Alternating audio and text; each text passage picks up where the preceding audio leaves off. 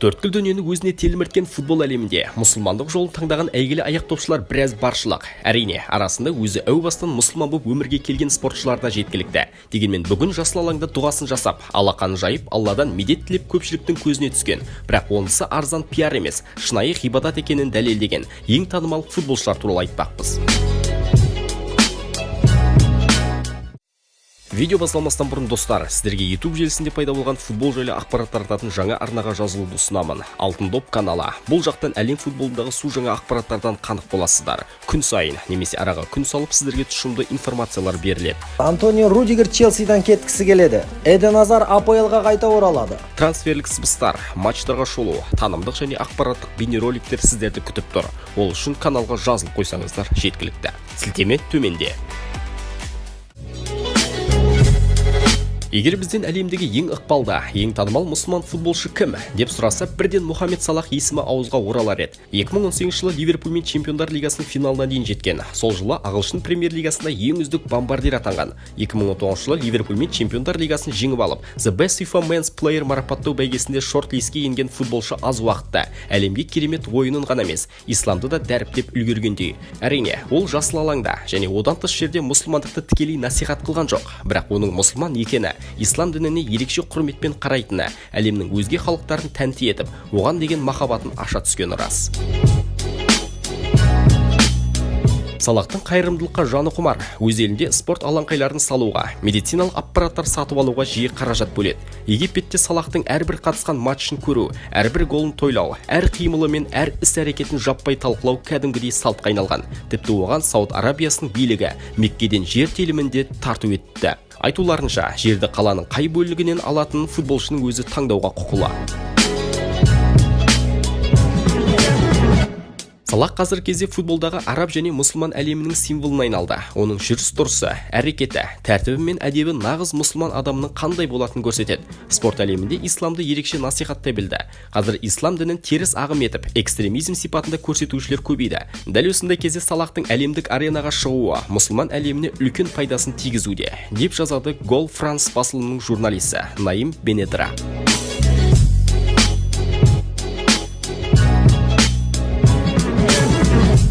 Кешегі күнге дейін Германия құрамасының намысын қорғағанына қарамастан, оның шыққан тегі түрік екенін бүкіл әлем білді, және оны өзілдің өзі де жасырып қалған жоқ. Таяу жылдары үйлену тойына құрметті қонақ етіп Түркия президенті Реджеп Тайып Ердоғанды шақырғанында сөзімізге дәлел.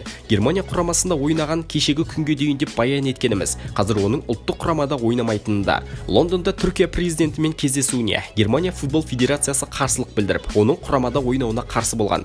Өзілдің бас командадан кетуі жанкүйерлерді екі удай күйде қалдырды. Кейін бас бапкер Йоахим Лёв оны қайта шақырғанда, бірақ өзіл барған жоқ. Қазір клубтық деңгейде түркиялық Фенербахче намысын қорғайды. Оған дейін әйгілі Мадридтік Реалда ойнап, әлем жанкүйерлерінің ыстық ықыласына бөленген еді. Оның әр матч сайын жасыл алаңды дұға қылатыны, исламды қадір тұтып, оның заңдылықтарын ұстануы жанкүйерлердің оған деген махаббатын тудырды. Тіпті бұрынғы клубтаса Роналдудың өзі өзілден біраз Құран сүрелерін үйренгенін ашық айтып берген еді. Осыдан бірер жыл бұрын түрік футболшысы кіші қажылыққа сапар жасап, сол сапар аясында Иорданияның Заатари лагеріндегі сириялық босқындарға көмектесуді мақсат еткен қайырымдылық матчына да қатысты.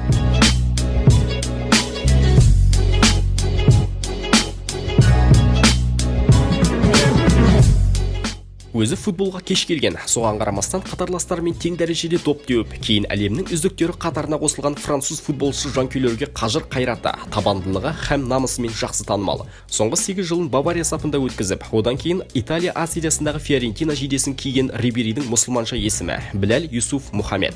Шыққан тегі алжирлік болатын футболшы 2006 жылы әйелімен бірге мұсылман дінін қабылдаған. Қазір Рибери мен Вахибаның Хизия, Шахинез деген қыздары және Мухаммед есімді ұлы бар. Мен күніне 5 рет амал етемін. Бұл менің санамды серпілтіп ерекше күш сыйлайды, дейді ол.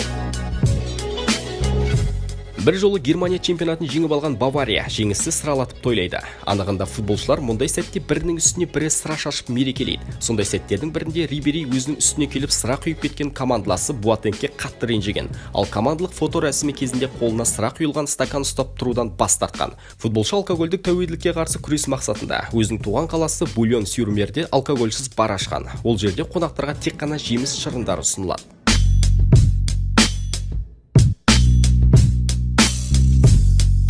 Ислам дінін қабылдаған тағы бір француз футболшысы Рибери француз футболының кешегі болса, Погба келешегінен үлкен үміт күттіретін бүгіні һәм ертеңі екені даусыз.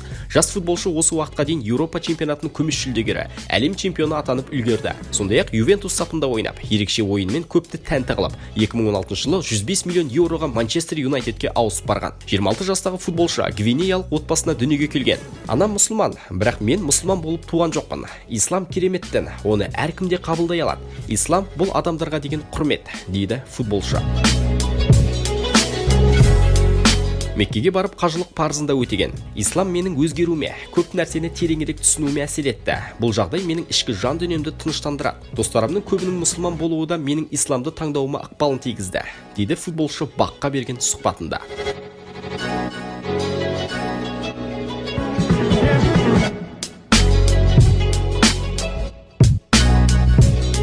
Көпшілікке Арсенал сапындағы жарқын ойындар арқылы жақсы таныс әйгілі француз футболшысы Ислам дінін 2006 жылы қабылдап, кейінірек бұл шешімі туралы Әл Жазира телеарнасы арқылы хабарлайды. Оның бұл шешіміне ұлттық құрамадағы командаластары ықпал еткен. Мен исламға достарым Эрик Абидаль мен Франк Риберидің арқасында қызыға бастадым. Олармен әңгімелесе отырып, өзімді исламға жақын сезіндім және бар жүрегіммен бұл дінге сендім. Ислам мен үшін ең маңызды әлемге айналды. Әлемдегі жаңалықтар мен игіліктермен байланысты дүниенің бәрі Құранда анық жазылған, дейді ол. Ислам дінін қабылдағаннан кейін ол гол соққан кездегі мерекелеу стилінде өзгертті. Гол соққан соң алаң жиегіне барып басын сәждеге тигізгендей етіп, жасыл алаңға басын тигізіп жаратқанға алғыс айтқан. Анри кейін футболшылық мансабын аяқтаған соң бас бапкерлікпен айналысты. Біраз уақыт Бельгия құрамасы бапкері Роберто Мартинестің көмекшісі болған. Содан соң Монаконы жаттықтырды. 2019 жылдың 14 қарашасында MLS-тағы Монреаль Импакт канадалық клубымен келісім шартқа отырды. Ислам дінін қабылдап, соған лайық бола алып жүрген өзге футболшылар да жеткілікті. Бірақ бір видеоның өн бойында оның бәрін атап шығу тағы мүмкін емес. Біз тек таңдаулыларын ғана айттық. Ендеше лайк басып арнаға тіркеліп қойыңыздар. Келесі кездескенше.